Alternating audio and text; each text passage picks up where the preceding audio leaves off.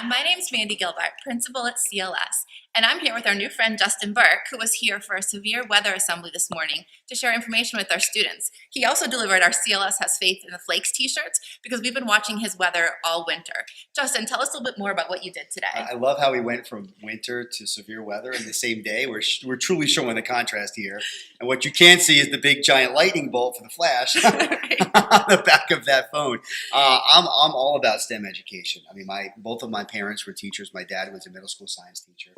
I've taught 10 years at Stevenson University, and I do a lot of assemblies now, ranging from winter weather to severe storms. And today we talked about the severe storm aspect and just some basic instruments. Like, so impressed.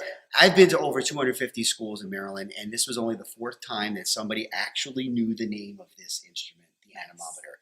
And this was actually one of the more team things that we went over. We zapped a couple of the kids. No one got electrocuted, but there was definitely some electricity and excitement in the air. And I think we covered a lot. I really love the fact that we had a nice intimate group, and I feel like everyone felt like they were part of it.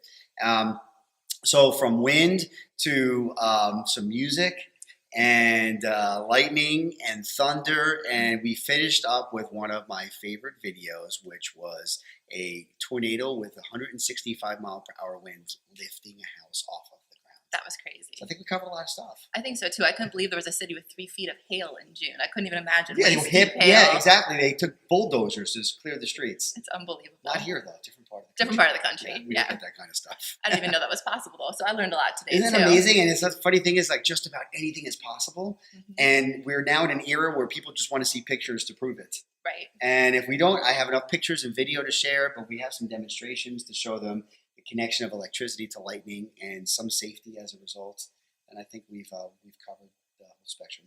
I think so too. And this has been a great addition to our STEM program this winter, starting with a mobile science lab, moving into our Terrapin program, and now Justin Berk. And we're working on a STEM field trip for our middle school for May too. So check back soon to see what CLS is up to. We've got lots of exciting things coming.